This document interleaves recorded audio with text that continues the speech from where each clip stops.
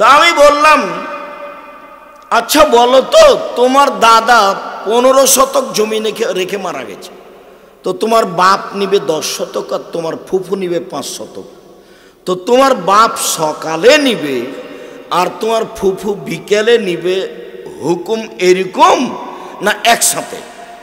তো ছেলেটা বলছে একসাথে। তো যখন ছেলেটা বলেছে একসাথে, তখন আমি বলেছি, তোমার বাপকে যদি আমি কুকুর শ্রীগালের চেয়ে খারাপ প্রমাণ করতে না পারি, তা আমি জাতির সামনে বক্তব্য দিব না। তোমার দাদা মরা 10 বছর হলো, এখন পর্যন্ত তোমার বাপ তোমার ফুফুকে জমি দেয়নি। আর আল্লাহ বলছেন, যারা বুঝে বুঝে না, দেখে দেখে না, শুনে শুনে না, তারা হচ্ছে পশু প্রাণীর মতো, গরু ছাগলের মতো, কুকুর শ্রীগালের মতো, বালহুম আদাল, বরং তার চেয়ে খারাপ। তো তোমার বাপকে আমি যদি কুকুর শ্রীগালের চেয়ে বেশি খারাপ প্রমাণ করতে না পারি, তা আমি বক্তব্য দিব না। তোমার বাপকে বলিও, আব্বা ভাগ্য নিয়ে এসেছি, ভাগ্য ছেড়ে আসেনি। ভাগ্যে যদি জমিদারি থাকে তো জমিদারি করে খাবো, আর ভাগ্যে যদি ভিক্ষে করে খাওয়া থাকে তো ভিক্ষে করে খাবো। ফুফুর জমি খেতে রাজি নই। আগামীকাল সন্ধ্যা হতে হতে বোনের জমি বের করে দিবেন। আর যদি আপনি আমাকে বলেন, তো আমি আমার বাপকে মাটি দেওয়ার পরে আগে জমি ভাগ করেছি, তারপরে খাওয়া দাওয়া করেছি। যদিও জমি আমার ছোট ভাই মুস্তফা তো জমি চিনেই না, আমি জমি চিনি টুকটাক, কিন্তু যাওয়া হয় না, খোঁজ খবর নিই না। আমার মাও খোঁজ খবর নেওয়া পছন্দ করতেন না, আমরাও খোঁজ খবরই নিই না। তবে মাটি দিয়ে এসে জমিটাকে ভাগ করেছি, কে কতটুক পাবে। এ হলো 1। 2, কয়েকটা জেলার মানুষ ছেলের বিবাহ দিলে টাকা নেই, যৌতুক নেই। তখন আমি বলেছি যে বাপ বেটা ভিক্ষে করে খাও। বাপ বেটা যদি গ্রামবাসী এলাকাবাসী যদি ভিক্ষা না দেয়, তাহলে বগুড়া ট্রেন স্টেশনে যাও, মানুষের কাছে ভিক্ষা যাও, সারাদিনে কয়েকশো টাকা ভিক্ষা পাবা। যৌতুক নিবা কেন? ভিক্ষে করা টাকা দিয়ে চাউল কিনে ভাত খেয়ে ইবাদত কবুল হবে, ভিক্ষে করা টাকা দিয়ে চাউল কিনে ভাত খেয়ে ইবাদত কবুল হবে। যৌতুকের টাকা দিয়ে চাউল কিনে ভাত খেয়ে ইবাদত কবুল হবে না। যৌতুকের টাকা হারাম। এই যে বললাম, দেখি কোন মায়ের বেটা কিয়ামত পর্যন্ত এভাবে উল্টা ধরতে পারে। যেভাবে বলছি সেভাবেই থাকবে। তার মানে তোমার বাপের আর তোমার উচিত ভিক্ষা করে খাও। ভিক্ষা করে খাবা কেন? দিন মজুরি করে খাও। আর আগামীকাল সন্ধ্যা হতে হতে মোটরসাইকেল, সাইকেল, খাটলা, চৌকি বাক্স, টাকা পয়সা যা নিয়েছো তা শ্বশুরকে ফেরত দাও। তোমার বাপের মুখখান দেখো তো কালো হয়ে গেছে, দেখো। তোমার বাপের একটু লজ্জা হয় না কেন? তোমার বাপের একটু হায়া হয় না কেন? তোমার বাপের একটু শরম হয় না কেন? তোমার বাপ ভিক্ষা করে খায় না কেন? এই ছেলে, তোমার বাপ ভিক্ষা করে খায় না কেন? ফাজলিমো করে তোমার বাপ? মানুষের কাছে টাকা নেই কেন বেটা? তুমি টাকা নাও কেন? কাপুরুষের সন্তান কাপুরুষ, টাকা নিবা কেন? কি পেয়েছো তুমি? দিন মজুরি করে খাও, মানুষের বাড়িতে কাজ করে খাও, মনে ফুর্তি থাকবে, বুকে বল থাকবে, সাহস থাকবে। বছরে একদিন বলবে শ্বশুরকে, আব্বা আপনার জন্য একটা লুঙ্গি নিয়ে এসেছি, আমি দিন মজুরি করে খাই। খাটলা, চৌকি বাক্স যা কিছু নিয়েছ সব আগামীকাল সন্ধ্যা হতে হতে ফেরত দিবা। এ হলো দ্বিতীয় খারাপ। তৃতীয় খারাপ হলো যে এই জেলাগুলির অধিকাংশ বাড়ি সাতক্ষীরার মতো। সাতক্ষীরা মানে কি বলছেন আব্দুর রাজ্জাক সাহেব? এইদিকে একটা ঘর, এইদিকে একটা ঘর, মধ্যে গরুর গাড়ির রাস্তা, মানে ফাঁকা বাড়ি, চতুর্দিক ঘেরা নেই। এটা বাড়ি হয় কিভাবে? ধনী মানুষ চতুর্দিক ঘেরা থাকবে, ইট দিয়ে একটা দরজা থাকবে। আপনার স্ত্রী যখন ঘুমাতে যাবে তখন বিসমিল্লাহ বলে দরজাটা বন্ধ করে দিবে, দিয়ে শুইবে। আল্লাহ নবী বলেছেন বন্ধ দরজা শয়তান খুলতে পারে না, ওপর দিয়ে শয়তান আসতে পারবে না, তাকে দরজা দিয়েই আসতে হবে, তার ক্ষমতা যতই থাক না কেন। তো গরিব মানুষ চটছালা দিয়ে ঘেরা আছে চতুর্দিক, দরজাতে একটা পর্দা ঝুলানো আছে, দরজা নাই তো। তখন আল্লাহ রসুল বলছেন এক কাজ করবে আপনার স্ত্রী, বিসমিল্লাহ বলে চটছালার নিচে, কাপড়ের নিচে একটা বিসমিল্লাহ বলে একটা কাগজ টুকরা, একটা কাঠের টুকরা রেখে দিবে। আল্লাহ নবী বলছেন এই দরজা দিয়ে সকাল পর্যন্ত শয়তান প্রবেশ করতে পারবে না, অথচ ফাঁকা আছে। হাদিস বুখারী মুসলিম। বাড়ি কেন ঘেরা নেই, কেন ঘেরা থাকবে না? এ কেমন মানুষ? কি তাহাজ্জুদ আপনি আমাকে দেখাচ্ছেন? আপনার ভিতরে তো রক্ত আছে, এটা আমার মনে হয় না, সবই পুজ। আপনার আত্মমর্যাদা, আপনার গাইরিয়ত আছে, এটা আমার মনে হয় না। বউ সারাদিন ঘুরে বেড়াই, এখনো এমনিতেই বসে আছে, হ্যাঁ করে হাঁটতে হাঁটতে এসেছে, আবার গল্প করতে করতে বাড়ি চলে যাবে। গল্প করতে করতে এসেছে দেবরের সাথে, ভাসুরের সাথে, দেবরের মোটর সাইকেলে আবার চলে যাবে। আপনাকে একটু খারাপ লাগে না? কেন খারাপ লাগে না? আপনার আত্মমর্যাদা নাই কেন? আত্মমর্যাদা কি জিনিস? বিবেকে বাঁধে, গায়ে লাগে, তার নাম আত্মমর্যাদা। ছি ছি ছি ছি, আমার বউ কেন প্রেমের গল্প করে রে মোবাইলে, মনটা খুব খারাপ, মন নিয়ে হচ্ছে যে তোকে এখনই তালাক দিয়ে দিই। এর নাম হলো গাইরিয়ত, এর নাম হলো আত্মমর্যাদা।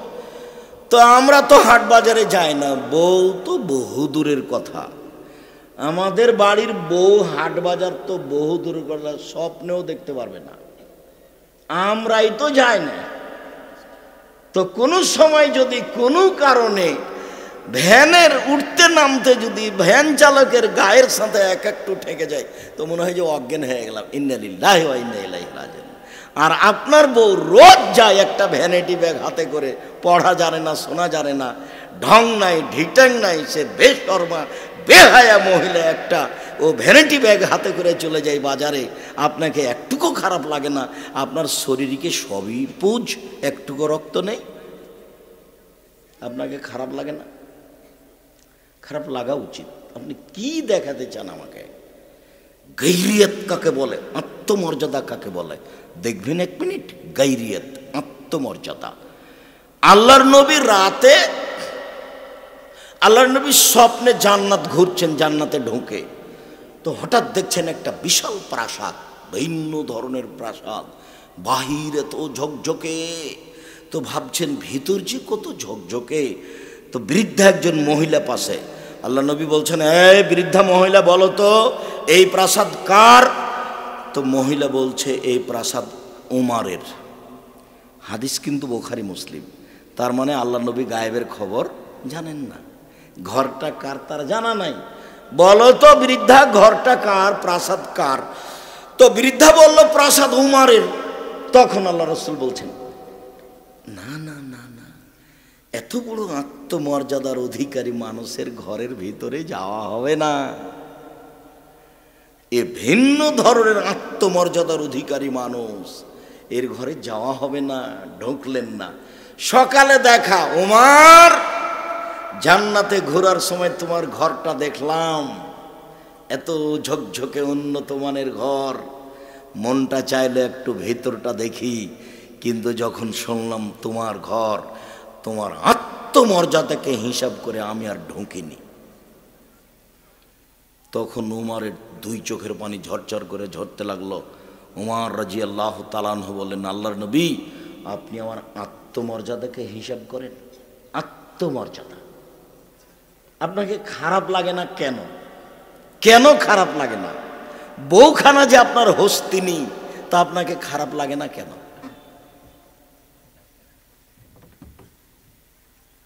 একটা মধ্যখানে কথা বলি, তারপর তাড়াতাড়ি চলে যাচ্ছে।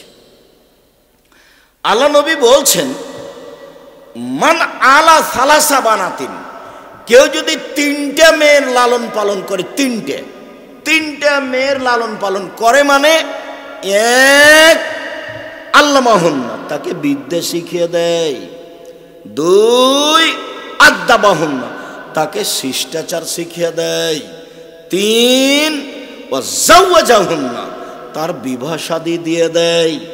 অন্য বর্ণনা এসেছে আহসানা ইলাইহিন্না তার সাথে ভালো আচরণ করে, কুন্নালাহু সিতরান মিনান নারে।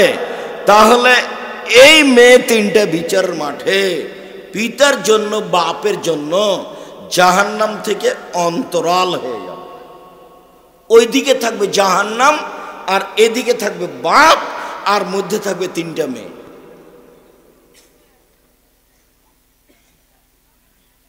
একটা মেয়ে হয়েছে তখন মন খারাপ, আর একটা মেয়ে হয়েছে তখন দাদি বলছে কি করবি রে ডিপিএস খোল। তো যখন আর একটা মেয়ে হয়েছে তখন দাদি নানি বলছে বউ বাদ দে, বউ বাদ দে। কত স্বভাব খারাপ, বুড়িয়ে গেছে, তার হিসাব নিকাশ নাই। ধর্ম কি জিনিস, খায় আর পায়খানা করে আর দিন কাটায়, মানে বিবেচনা বলে কোনো জিনিসই নাই, মান মর্যাদা হিসাব বলে কোনো জিনিস নাই। 10টা ছেলেকে মাস্টার ডিগ্রি পাস করালে এক নেকি হবে, এই কথা মুহাম্মদ সাল্লাল্লাহু আলাইহি ওয়াসাল্লাম বলেননি। তিনটা মেয়ের লালন পালন করলে, মধ্যে একটা কথা সেখানে ফিরে যাচ্ছি, আসল কথায় যেতে পারিনি।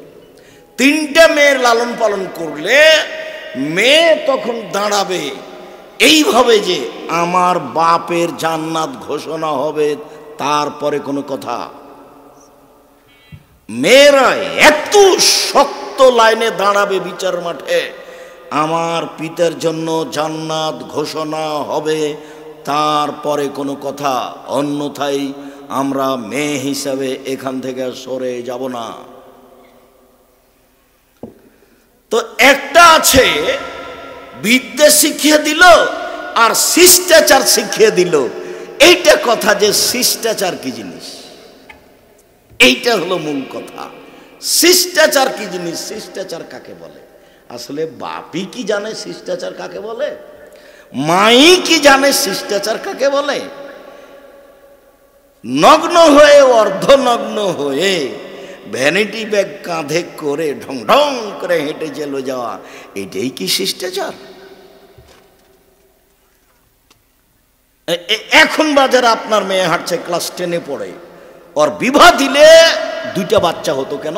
ও ক্লাস 8-এ যখন উঠেছে তখন যুবতী হয়েছে, ও 2 ছেলের মা। এখন বাজারে হাঁটছে, মেয়ে কি হিন্দুর না আপনার? জবাব আপনি দিন, আমাকে দিতে হবে না। আমি দিব কেন? মেয়ে কি আমার, যা আমি দিব? শিষ্টাচার কাকে বলে? শিষ্টাচার কাকে বলে? হুড়াহুড়ি করছে এখনো বাজারে আপনার ছেলে, আপনার মেয়ে। ও কি হিন্দুর ছেলে? ও কি হিন্দুর মেয়ে? কেন হুড়াহুড়ি করে? কা পুরুষ আপনি? ঘৃণিত পুরুষ আপনি। আপনি বাপ নন, আপনি ওই মেয়েটার সৎ বাপ,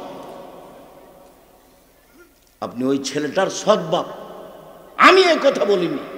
আল্লাহ নবী বলছেন, দাঁড়িয়ে আসছিলাম, এখন মদিনায় ঢুকবো।